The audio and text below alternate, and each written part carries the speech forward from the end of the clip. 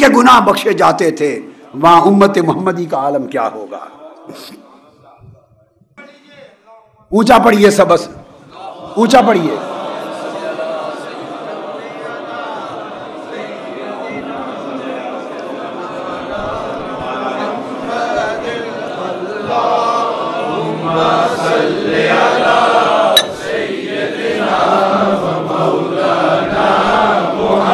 وعلی آلہ وعلی آلہ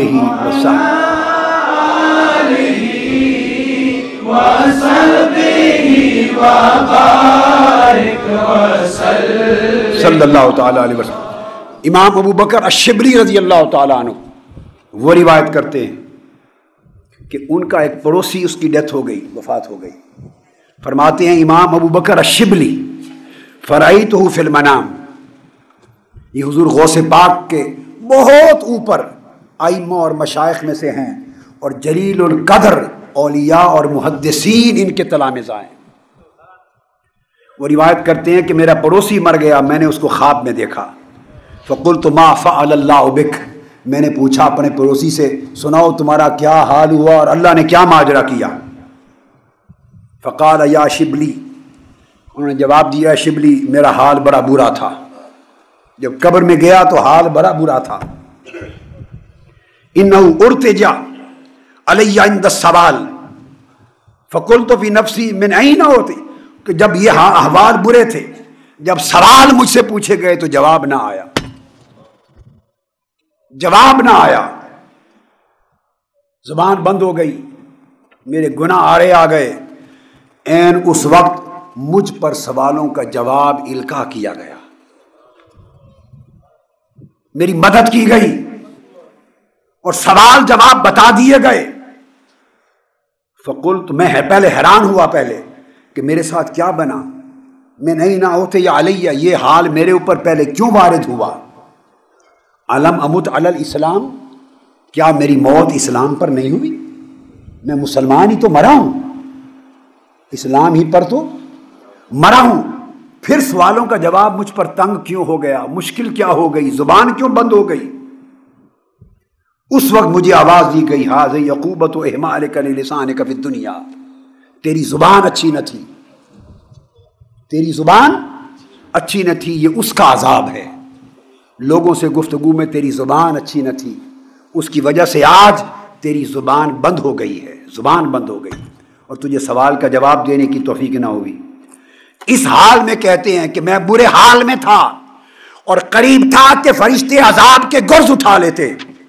اچانک فلما ہما بھی، جب یہ حال میرا ہوا تو پھر دو فرشتے، حال بینی و بینہما رجل جمیل الشخص، ایک شخص خوبصورت خوشبو والا، میرے اور میرے دو فرشتوں کے درمیان جو سوال کر رہے تھے، ایک شخص درمیان میں آ گیا، حسین و جمیل چہرہ تھا، اس کے جسم سے خوشبو آ رہی تھی۔ فذکرنی حجتی فذکرتها، اس نے مجھے سوالوں کا جواب بتا دیا اور کہا کہ اے شخص اس سوال کا یہ جواب دے، اس سوال کا یہ جواب دے، اس کا یہ جواب دے۔ اس نے سوالوں کا جواب القاء کیا، میں نے جواب دے دیا، میری بخشش ہو گئی۔ وہ جانے لگا، فقلت من انت یرحمک اللہ، میں نے اس کا دامن پکڑ لیا اور پوچھا اللہ تجھ پہ رحم کرے، بتا تو ہے کون قبر میں میری مدد کرنے والا؟ قال انا شخص خلقت من کثرت صلاتک علی النبی، جو کثرت سے تو جو حضور پر درود و سلام پڑھتا تھا، میں وہ درود و سلام ہوں جو آج ایک انسانی شکل میں تیری مدد کے لیے آیا۔ قال وامرت ان انصرک فی ھذا الحال، مجھے حکم دیا گیا ہے کہ اس مشکل وقت میں آ کے تیری مدد کروں۔ تو حضور کا درود و سلام قبر میں مشکل کشا ہوگا، قبر میں مشکل کشا ہوگا۔ اور یہ وہ چیزیں ہیں جو ائمہ حدیث بیان کرتے رہے، ائمہ حدیث، عام صوفیاء کی بات نہیں کوٹ کر رہا ہوں۔ حتیٰ کہ حضرت ابو حفص، امام ابو حفص عمر بن الحسن السمرقندی، فقہ کے امام، حجت ہیں فقہ اور حدیث کے، اتھارٹی ہیں، وہ روایت کرتے ہیں کہ مجھے علم کے ائمہ نے روایت کیا اور انہوں نے کہا کہ ہم حج پر گئے اور دوران حج میں نے ایک شخص کو دیکھا، ائمہ علم و حدیث نے روایت کیا، اور امام ابو حفص السمرقندی راوی ہیں اس واقعہ کے، فرماتے ہیں حج پر ایک شخص کو دیکھا، سمیت رجلا فی الحرم و کثیر الصلاۃ علی النبی حیث کان، میں نے دیکھا حرم میں طواف کرتے، مقام ملتزم پر، حجر اسود پر، سعی مروہ پر، جہاں بھی میرے ساتھ تھا، کوئی ذکر کرتا، کوئی استغفار کرتا، کوئی تکبیر تسبیح کرتا، تحلیل کرتا، مگر وہ شخص ہر جگہ صرف حضور پہ درود و سلام پڑھتا تھا، کوئی اور ذکر نہیں کرتا تھا، صرف درود و سلام پڑھتا تھا۔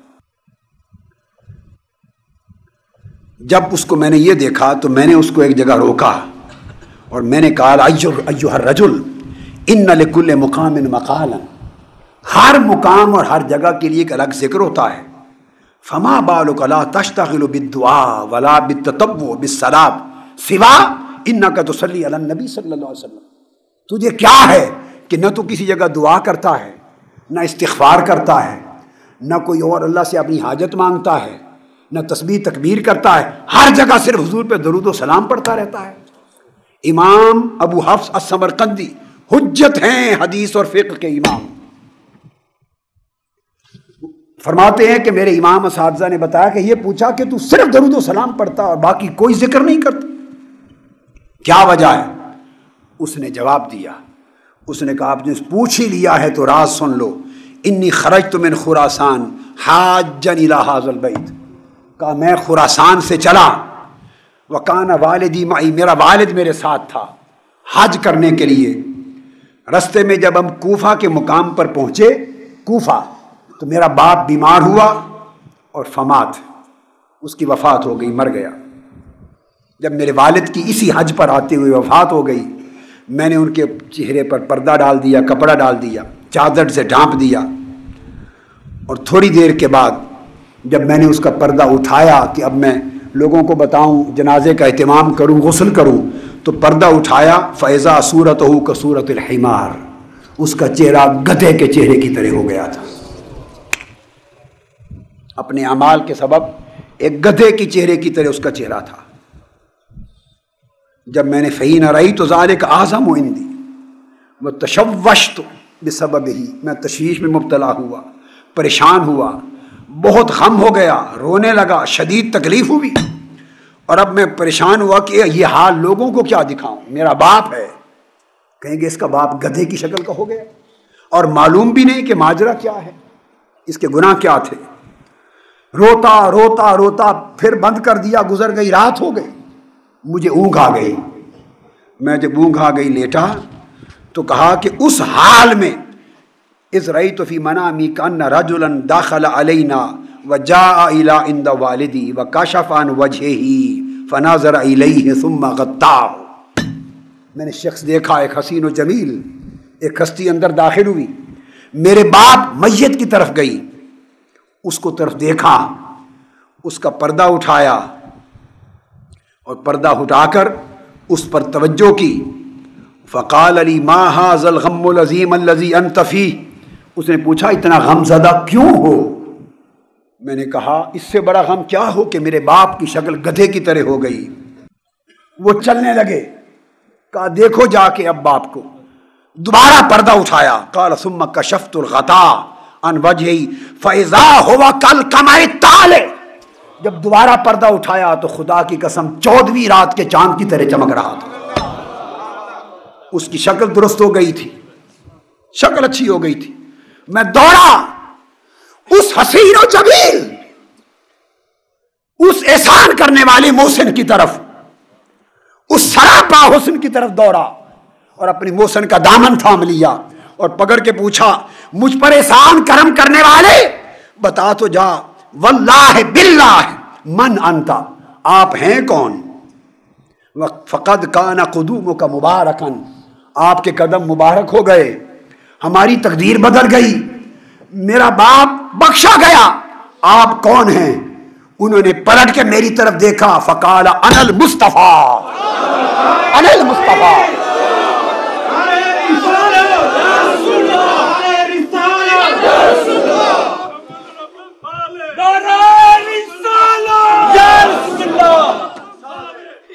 اونچا کہیں وہول مصطفیٰ وہول پڑھیے وہول وہول پڑھیے پڑھیے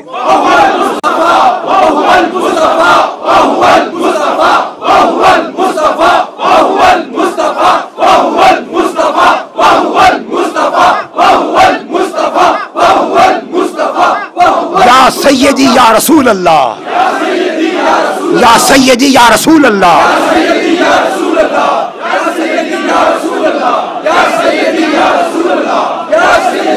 بس بیٹھ جائیے. فرمایا انا المصطفیٰ میں مصطفیٰ ہوں. فلما قال ذلك فرحت فرحا عظیما خوشی سے میرا چہرہ چمک اٹھا.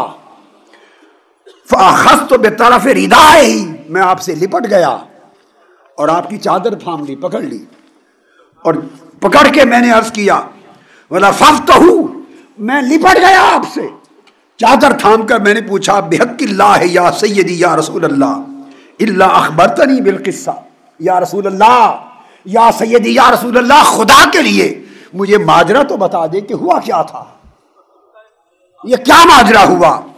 تو آقا علیہ السلام نے فرمایا تیرے باپ میں کوئی بڑا گناہ تھا تیرے باپ میں کوئی بڑا گناہ تھا اس بڑے گناہ نے مرنے کے بعد اس کی شکل گدھے کسی کر دی لیکن اس گناہ کے ساتھ اس کی ایک عادت اور تھی اور وہ عادت یہ تھی کہ ساری عمر تیرا باپ کبھی بستر پہ نہیں سویا جب تک سونے سے پہلے 100 مرتبہ مجھ پہ درود و سلام نہ پڑھنا. پوری زندگی ہر رات سونے سے پہلے مجھ پہ 100 مرتبہ درود و سلام پڑھتا تھا. اور وہ جب اس کی موت ہو گئی اور اس کا چہرہ اس برے عمل کی وجہ سے گناہ کی وجہ سے گدھے کی طرح ہو گیا تو وہ فرشتے جو درود و سلام پڑھنے والوں کے دفتر تیار کرتے ہیں اور اعمال درود و سلام کے لکھتے ہیں وہ فرشتہ دوڑا ہوا میرے پاس آیا اور عرض کیا یا رسول اللہ ایک گناہگار تھا بے شک گناہگار تھا مگر اس کے گناہ نے اس کا حال تباہ کر دیا دوزخ میں جائے گا گدھے کی شکل ہو گئی مگر ساری عمر ایک رات بھی اس نے آپ کے اوپر 100 بار درود پڑے بغیر نیند نہیں کی. فرمایا جب اس نے مجھے یہ حال بتایا تو فواللہ فسألت اللہ فشفعنی بہی اسی وقت میں نے عرض کیا مولا مجھ پر 100 بار زندگی میں ہر رات درود پڑے اور بخشا نہ جائے. اللہ نے کہا محبوب تیری خاطر بخش دیا.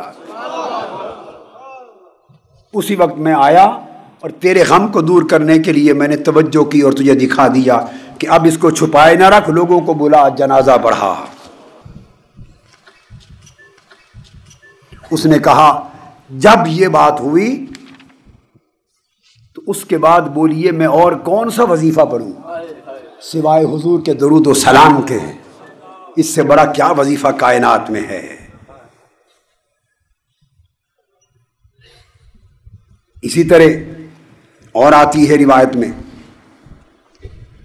حضرت امام سفیان ثوری روایت کرتے ہیں. آپ اندازہ کریں امام ابو نعیم صاحب الدلائل نے روایت کیا امام ابن مشکوال نے روایت کیا حضرت امام سفیان ثوری امیر المومنین فی الحدیث سے ان سے روایت کیا. انہوں نے کہا خود میں یعنی حضرت امام سفیان ثوری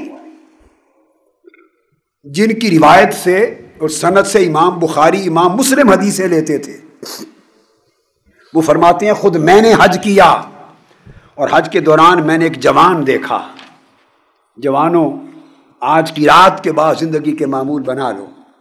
ایک جوان دیکھا فرمایا انا حاج اذ داخل علی شاب لا يرفع قدما ولا يدع اخرى الا وهو يقول اللهم صل على محمد وعلى آل محمد. میں نے ایک جوان دیکھا اور خدا کی قسم وہ ہر قدم جو اٹھاتا تھا اس اٹھانے پر بھی درود پڑھتا اگلا قدم رکھتا تب بھی درود و سلام پڑھتا حضور پر ہر قدم پہ درود و سلام پڑھتا اور پورا حج کو یہی کرتا رہا اور کوئی ذکر نہیں کیا. میں نے اس سے پوچھا قال اب علم تقول ھذا چونکہ امام سفیان ثوری تھے میں نے پوچھا اے جوان ہر قدم پہ درود و سلام پڑھتے ہو کوئی اور ذکر نہیں کرتے کیا کسی علم اور حدیث کی بنیاد پہ یہ کر رہے ہو یا اپنی رائے سے یہ کر رہے ہو، اپنی اوپینین سے؟ اس نے کہا ثم قال من انت، جوان نے پوچھا مجھ سے یہ پوچھنے والے آپ کون ہیں؟ قلت سفیان الثوری، میں نے جواب دیا میرا نام سفیان الثوری ہے۔ قال العراقی، امام سفیان ثوری عراقی جو امیر المومنین فی الحدیث ہیں؟ قلت نام، میں نے کہا ہاں۔ اس نے کہا آپ کو جواب دیتا ہوں کہ ہر قدم پہ حج میں بھی حضور پہ درود و سلام پڑھتا ہوں، اور کیوں کچھ نہیں پڑھتا۔ پچھلے واقعہ میں وہ شخص جوان تھا جو باپ لا رہا تھا ساتھ، امام سفیان ثوری کی روایت میں۔ اب دوسرا وہ کہتا ہے کہ میں حج پہ چلا اور میری والدہ میرے ساتھ تھی، ہم حرم کعبہ میں آئے، یہاں وہ پچھلی کوفہ کی بات تھی، یہ دوسرا واقعہ امام سفیان ثوری، امام ابو نعیم نے روایت، حرم کعبہ میں آئے اور جو ہی میری والدہ نے حرم کعبہ میں قدم رکھا ان کا چہرہ سیاہ ہو گیا، بگڑ گیا چہرہ اور سیاہ ہو گیا۔ قال فجلست عندها وانا حزین، ماں کا چہرہ دیکھ کر، مسخ شدہ بگڑا ہوا سیاہ چہرہ دیکھ کر میں بیٹھ گیا، رونے لگ گیا، دکھی ہو گیا، اب کیا کروں؟ فرفعت یدی نحو السماء، میں نے اپنے ہاتھ اللہ کی طرف، آسمان کی طرف اٹھائے، یا رب ہاکذا تفعل بمن دخل بیتک، جو تیرے گھر میں حرم میں داخل ہو تو اس کے ساتھ ایسا کرتا ہے، جو تیرے گھر میں داخل ہو تو اس کے ساتھ ایسا کرتا ہے۔ بس میں نے یہ بات کی۔ اس کیفیت میں میں نے دیکھا کہ کوئی شخص آئے اور انہوں نے آ کر اندر داخل ہوئے حرم کعبہ میں، اور آ کر میری والدہ کے اوپر دست مبارک پھیرا اور چہرہ مرض دور ہو گئی اور چہرہ سفید روشن دن کی طرح چمکنے لگ گیا۔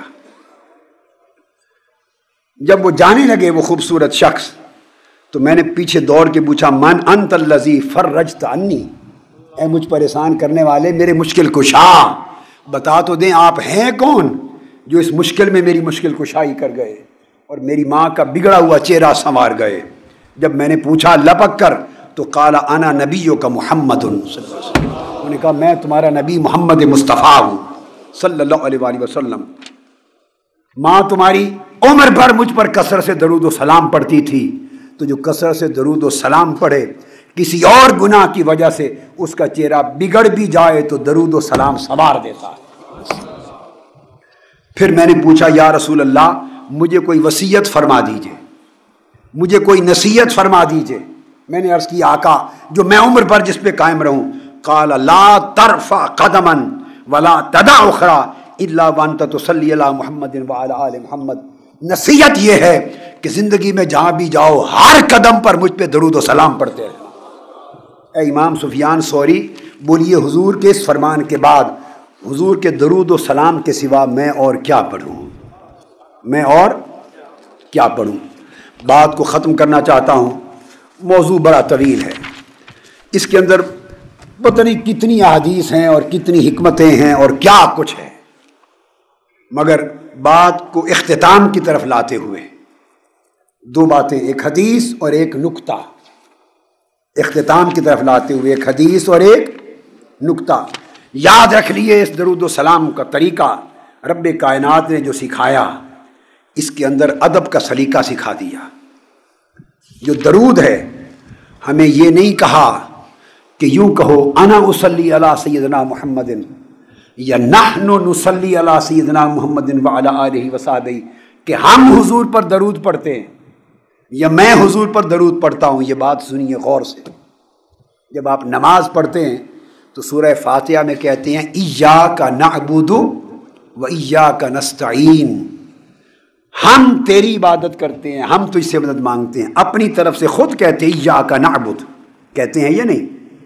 مگر جب درود و سلام پڑھتے ہیں تو اس میں نہ میں کہتے ہیں نہ ہم، درود و سلام میں نہ میں ہے نہ ہم ہے۔ آپ یہ نہیں کہتے اصلی علی النبی یا نصلی علی سیدنا محمد، ہم درود پڑھتے ہیں، نہیں۔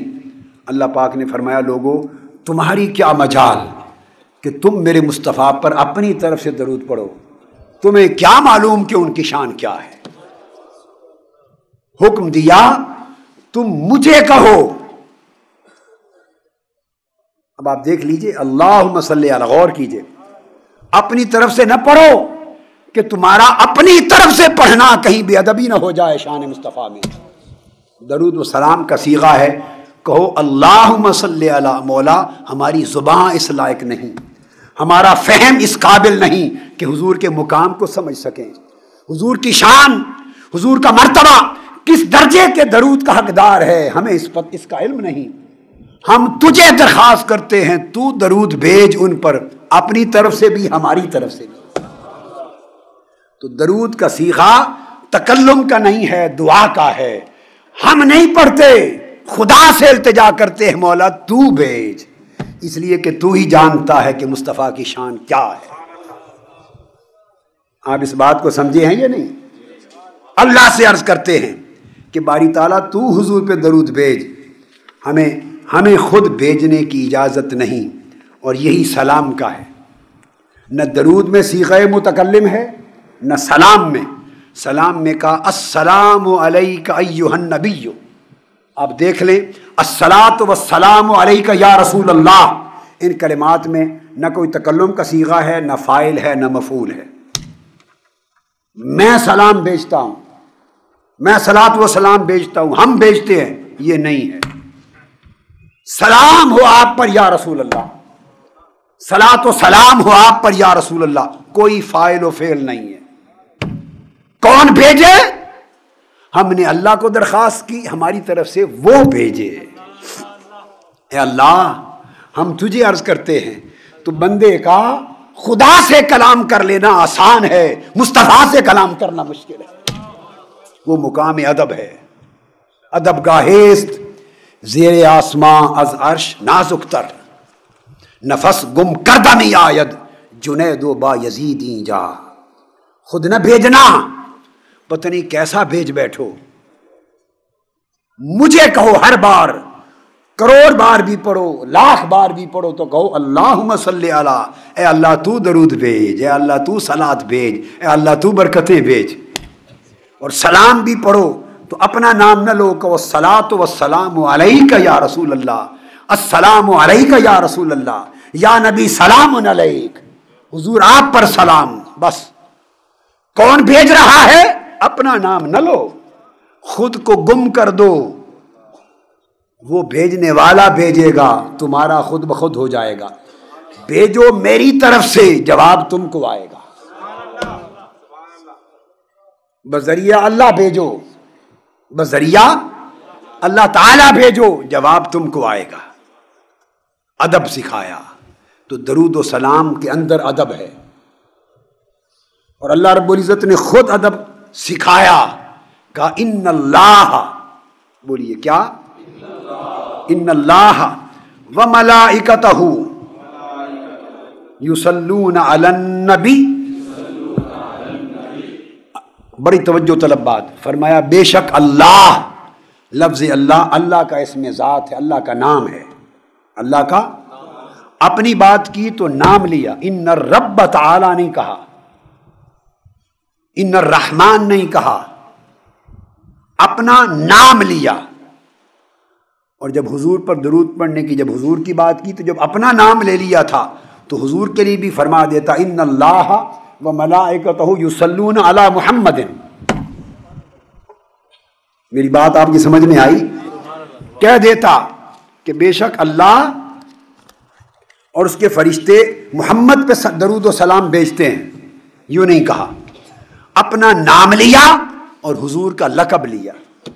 یصلون علی النبی علی محمد نہیں کہا، حضور پر، نبی پر درود و سلام بھیجتے ہیں. سلیقہ سکھایا ہے، بندو میں رب ہو کر اپنے محبوب پر درود و سلام بھیجنے کی بات کر رہا ہوں تو میں رب ہوں، مالک ہوں، نام لوں لقب لوں جو چاہوں کروں، مالک ہوں. لیکن تمہیں ادب سکھانے کے لیے میں نے محبوب کا لقب لیا ہے، نام نہیں لیا. سو تم بھی میرے محبوب کا ادب یوں کیا کرو کہ نام نہیں لقب سے یاد کیا کرو، یا نبی یا رسول اللہ کہا کرو. آدم علیہ السلام کو کہتا ہے یا آدم اسکن انت وزوجک الجنہ، اے آدم آپ جنت میں رہیں. یا نوح احبط بسلام منا، اے نوح اتر جا سلامتی کے ساتھ. یا ابراہیم قد صدقت الرؤیا، اے ابراہیم تم نے خواب پورا کر دیا. یا موسیٰ انی اصطفیتک، میں نے تمہیں چن لیا ہے موسیٰ. یا عیسیٰ انی متوفیک ورافعک الیہ، اے عیسیٰ میں تمہیں اپنی طرف اٹھا لینے والا ہوں. یا داؤد انا جعلناک خلیفۃ فی الارض، اے داؤد تمہیں زمین میں خلیفہ بنایا ہے. یا یحییٰ خذ الکتاب بقوہ، اے یحییٰ طاقت سے کتاب کو پکڑ لے. یا زکریا انا نبشرک بغلام، اے زکریا تمہیں بیٹے کی خوشخبری دیتا ہوں. ارے جس نبی کی بات کی ہے نام لے کر کی ہے، جب بلایا ہے پکارا ہے، جس نبی کو پکارا ہے یا کہہ کر، یاد رکھ لیں کیا، یا کہہ کر پکارا ہے، نام لے کر پکارا ہے. مگر پورا قرآن پڑھ لیجئے، جب یا کہہ کر مصطفیٰ کو پکارا ہے کہیں نام لے کر نہیں پکارا. کہیں یا ایھا النبی جو کہا، کہیں یا ایھا الرسول کہا، کہیں یا ایھا المزمل کہا، کہیں یا ایھا المدثر کہا. جب یا کر کے پکارا تو لقب سے پکارا، نام نہیں. ادب سکھایا امت مصطفیٰ کو. اور آخری نکتہ بڑا دلچسپ اور عجیب ایمان افروز، حتیٰ کہ ایک آیت ہے اس میں حضرت ابراہیم کا بھی ذکر ہے اور حضور کا بھی ذکر ہے. ایک ہی آیت میں حضرت ابراہیم کی بات کرتے ہوئے ان کا نام لیا ہے، اور ان کی پیروی کرنے والوں میں حضور کا نام لیا ہے، ذکر کیا تو نام نہیں لیا. کہا ان اولا بابراہیم، سب سے زیادہ حقدار ابراہیم کا کون ہے؟ الذین اتبعوہ، وہ لوگ جنہوں نے حضرت ابراہیم کی اتباع کی. وہذا النبی، جنہوں نے ابراہیم کی اتباع کی، یا وہ حقدار ہیں ابراہیم کے. اور یہ نہیں کہا وہ محمد نہیں، بلکہ وہذا النبی، یا یہ نبی مصطفیٰ. ایک آیت میں دادا کا نام لیا، پوتے کا نام نہیں لیا. پوتے کا نام لقب سے، دادا کا نام. آپ میری بات سمجھیں، ھذا النبی کہا تو رب کائنات نے ادب سکھایا. آیت صلاۃ میں بھی یصلون علی النبی علی محمد نہیں کہا. تو گویا ایمان کا کمال یہ ہے کہ سراپا ادب بن کے رہو آقا کی بارگاہ میں، اور جب درود و سلام پڑھو ادب کے ساتھ پڑھو. ابھی اختتام ہونے والا ہے، آخری حدیث ہے، ادب سے درود و سلام پڑھو. اور حدیث آپ کو بتا دی کہ جو بلند آواز سے پڑھتا تھا اسی ادا کو رب نے پسند کر کے بخش دیا. بعض لوگ بلند آواز پہ اعتراض کرتے ہیں. جس چیز پہ رب نے پابندی نہ لگائی ہو بندہ پابندی نہیں لگا سکتا. درود و سلام پر کہیں قرآن اور حدیث میں پابندی نہیں لگی، نہ بلند آواز کی نہ آہستہ آواز کی. یہ حکم مطلق ہے، مقید نہیں ہے. اور درود و سلام جو میں نے آپ کو واقعات بتائے ہر وقت پڑھتے رہنا، اس پر آخر میں آقا علیہ السلام کی حدیث سے شہادت پیش کر دوں. اور حدیث صحیح ہے، حدیث حضرت ابی بن کعب رضی اللہ تعالیٰ عنہ حدیث کے راوی ہیں. کون؟ اور امام ترمذی نے اس کو روایت کیا ہے. کس نے روایت کیا؟ ترمذی نے اس کو روایت کیا. کثیر ائمہ نے روایت کیا. امام شافعی نے روایت کیا. امام حاکم نے مستدرک میں روایت کیا. اس کی سند کو صحیح کہا. امام احمد بن حنبل نے روایت کیا، سند کو صحیح کہا. حدیث صحیح. حضرت ابی بن کعب رضی اللہ تعالیٰ عنہ روایت کرتے ہیں کہ میں رات کو آقا کی نوکری کے لیے جاگتا تھا، اور پچھلی رات آقا علیہ السلام اٹھ جاتے تہجد کے لیے، اٹھ کر موت کو یاد کرتے اور لوگوں کو اٹھاتے اور کہتے لوگوں جاءت الراجفہ تتبعها الرادفہ، قیامت اور سور پھونکنے کی آواز قریب آ گئی، اٹھو اللہ کو یاد کرو. گھر والوں کو اٹھاتے، اس رات اٹھ جاتے. ایک رات آقا کی بارگاہ میں بھی اٹھا ہوا تھا تو حضور کے قریب ہو کہ میں نے ایک سوال کر دیا. حدیث صحیح ہے، ترمذی میں، حاکم مستدرک میں، مسند احمد بن حنبل میں، دیگر کتب حدیث میں سند صحیح کے ساتھ حدیث. امام شافعی نے بھی روایت کی مسند میں. میں نے عرض کیا یا رسول اللہ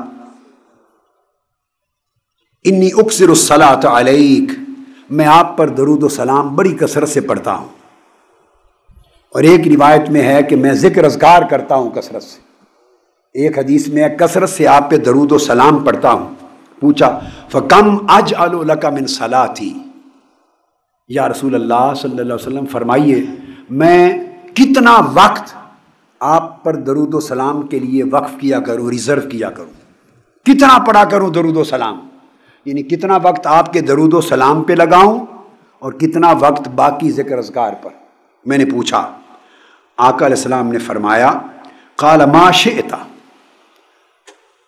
امت کو مجبور نہیں کیا، رحمت للعالمین نے فرمایا جتنا تمہارا جی چاہے۔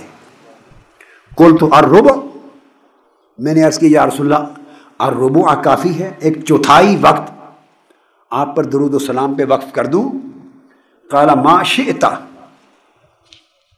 وإن زدت فهو خیر لک، اگر چوتھائی وقت کرنا ہے تو تمہاری مرضی، اور اگر اس سے زیادہ کر لو تو تمہارے لیے بہتر ہے، خیر لک، تمہارے لیے بہتر ہے، یعنی میں تو محتاج نہیں ہوں، میں تو محتاج، میرے لیے تو اللہ کا درود و سلام ہی کافی ہے، تمہارے لیے بہتر ہے اگر اور بڑھا دو۔ حضرت ابی بن کعب رضی اللہ تعالیٰ عنہ کہتے ہیں فقلت فالنصف، یا رسول اللہ پھر میں آدھا وقت کر لیا کروں، پورا تقسیم کر کے آدھا وقت صرف آپ پہ درود و سلام پڑھوں اور آدھا وقت باقی ذکر اذکار کر لوں، دعائیں کر لوں۔ قال ما شئت وإن زدت فهو خیر لک، جتنا چاہے، لیکن اگر اس سے بھی اور بڑھا لو تو تمہارے لیے بہتر ہے۔ ابی بن کعب رضی اللہ تعالیٰ عنہ عرض کرتے ہیں فقلت فالثلثین، میں نے عرض کیا یا رسول اللہ پھر میں 2/3 وقت آپ پہ درود و سلام ہی پڑھتا رہوں، یعنی 66% آف مائی ٹائم، 66%۔ وفی روایت قال اذن یکفیک اللہ تبارک و تعالی ما اہمک من دنیاک و آخرتک، فرمایا اگر سارا وقت مجھ پر درود و سلام کے اوپر صرف کر دو تو پھر خدا کی قسم دنیا اور آخرت کا تمہارا ہر کام اسی درود و سلام کے صدقے اللہ پورا کر دے گا، یہ درود و سلام مشکل کشا بن جائے گا، جو دنیا کا کوئی غم ہے وہ بھی اللہ ہٹا دے گا، آخرت کا غم وہ بھی اللہ ہٹا دے گا، تو میرا درود و سلام ہی کافی رہے گا۔ تو آقا علیہ الصلوۃ والسلام نے جس انداز کے ساتھ یہ تعلیم کی اپنی امت کو اور صحابہ کرام کو، اور جو فضائل بیان کیے، اور رب نے جس طرح اسے اپنی سنت بنایا، اس کا تقاضا یہ ہے کہ امت آقا علیہ السلام سے رشتہ جوڑے، اور رشتہ جوڑنے کے لیے درود و سلام سے بہتر، درود و سلام سے بہتر رشتہ جوڑنے کے لیے کوئی طریقہ نہیں ہے۔ اس کی بڑی کروڑوں نعمتیں اور برکتیں ہیں، اور ان میں سے ایک برکت آخری ہدیہ اور تحفہ کے طور پر، کروڑوں برکتیں جو حدیث پاک سے سن چکے وہ ہیں، ان میں سے ایک برکت یہ کہ کثرت سے درود و سلام کوئی کمال ادب سے، کمال محبت سے، کمال خشوع و خضوع سے، کمال توجہ سے، کمال التفات سے، استغراق سے اپنے قلب و روح کا رشتہ جوڑ کر کثرت سے درود و سلام زندگی میں پڑھتا رہے تو اس کو حضور کی کچہری نصیب ہو جاتی، پردہ اٹھ جاتا ہے، اور آقا علیہ السلام اپنا جلوہ دیتے ہیں، صرف خواب میں نہیں عالم بیداری میں عطا کرتے ہیں، اس کو حضوری عطا کرتے ہیں، حضوری عطا کرتے ہیں۔ علامہ یوسف بن اسماعیل نبہانی نے روایت کیا سعادت الدارین میں، شیخ نور الدین الشونی، الشیخ احمد الزواوی، شیخ احمد بن داود المنزلاوی، اور یمن کے بے شمار مشائخ اور دیگر کثرت کے ساتھ اولیاء ایسے ہوئے جن کو عالم بیداری میں حضور کا دیدار ہوتا، جس طرح امام جلال الدین سیوطی رحمۃ اللہ علیہ نے 72 مرتبہ بیداری میں حضور کا دیدار کیا، حضور کی مجلس میں حاضر ہوئے اور حضور سے سوال پوچھے۔ اس طرح بڑے اولیاء اللہ ہوئے، بیداری میں حضور کی کچہری میں جاتے، حضور کا دیدار ہوتا اور حضور کی ملاقات ہوتی مشافہتاً، اور آقا سے سوال کرتے۔ ان سے پوچھا گیا کہ یہ درجہ آپ کو کس طرح ملا؟ کسی نے کہا کہ میں ہر روز 30,000 مرتبہ حضور پہ درود و سلام پڑھتا تھا۔ روزانہ 30,000 مرتبہ پڑھنا بھی کرامت ہے، مگر کثرت کے ساتھ جس کو جتنی توفیق ہو روزانہ۔ میں نے زندگی بھر حضور پر درود و سلام کا معمول رکھا۔ کسی نے کہا کہ میں نے یہ طی لسانی ہے، 50,000 مرتبہ روز کا درود پڑھتا۔ اگر آپ کے ذہن میں سوال آئے کہ روزانہ 50,000 مرتبہ درود کوئی کس طرح پڑھ لیتا ہے، کیسے؟ ہاں، اسی طرح جیسے مولا علی شیر خدا گھوڑے کی ایک رکاب میں پاؤں رکھتے تو قرآن مجید الحمدللہ رب العالمین سے شروع کرتے، دوسری رکاب میں پاؤں رکھنے تک سورہ والناس تک پورا قرآن ختم کر دیتے۔ یہ کرامت ہوتی ہے۔ کیا ہوتی ہے؟ یہ طی لسانی ہے۔ جیسے آصف بن برخیہ حضرت سلیمان کے درباری نے آنکھ جھپکنے میں ہزاروں میل سے تخت بلقیس پیش کر دیا، اس کو طی زمانی کہتے ہیں اور طی مکانی کہتے ہیں۔ جس طرح لمحے میں تاجدار کائنات مسجد حرام سے مسجد اقصیٰ تک اور اقصیٰ سے سدرۃ المنتہا اور سدرۃ المنتہا سے او ادنا تک ہو کے پلٹ آئے اور رات کا لمحہ نہ بیتا، یہ طی مکانی و زمانی ہوتے ہیں۔ اس طرح صحابہ کرام بھی کرتے رہے اور اولیاء کرتے رہے، تو بعضوں کو طی لسانی ملتا ہے۔ طی کہ تھوڑے لمحے میں آقا علیہ السلام نے خطاب کیا، عصر سے زور سے عصر تک، عصر سے مغرب تک، کائنات کی ابتدا سے قیامت تک سارے واقعات بیان کر دیے۔ صحیح بخاری اور مسلم کی متفق علیہ حدیث ہے۔ یہ طی زمانی، طی مکانی، طی لسانی، یہ اللہ پاک کی عطائیں ہیں جس کو عطا کرے۔ تو خیر یہ ان کے احوال، مگر کثرت سے درود و سلام پڑھتے پڑھتے ایسے اولیاء اللہ ہوئے جو حضور کی کچہری میں پہنچ گئے۔ اور حضرت ابو العباس المرسی جو خلیفہ اعظم ہیں امام ابو الحسن شاذلی رحمۃ اللہ علیہ کے، جن کا مزار اسکندریہ مصر میں ہے، وہ فرماتے ہیں خدا کی قسم لو احتجب عنی رسول اللہ صلی اللہ علیہ وآلہ وسلم ساعتاً ما عددت نفسی من جملۃ المؤمنین، کہ مجھے آقا کی بارگاہ میں اسی طفیل وہ قربت اور وہ مشاہدہ نصیب ہو گیا ہے، اگر ایک لمحہ چہرہ مصطفیٰ میری آنکھوں سے اوجھل ہو جائے تو خود کو مسلمان نہیں سمجھتا۔ اتنی قربت، اتنی حضوری، اتنا مشاہدہ اور اتنا مشافہہ نصیب ہو جاتا ہے۔ تو درود و سلام آقا علیہ السلام سے بندے کو اتنا جوڑ دیتا ہے کہ چونکہ اس کا معنی ہی جوڑنا ہے، اس کا معنی ہی جوڑنا ہے۔ جیسے اللہ کے درود نے حضور